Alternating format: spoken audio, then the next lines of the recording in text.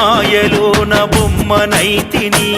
శివశంకరుడా నిన్ను నేను నమ్ముకుంటిని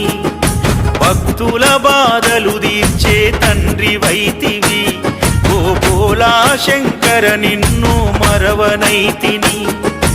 ఎందుకు పరమేశ్వర ఈ జన్మనిస్తివి ఈ బాధల బందీ కానలో నన్ను దోస్తివి గొప్ప జీవితం నిన్ను కోరనైతిని ఉన్న దాంట్లో కష్టపడి బ్రతుకుతుంటిని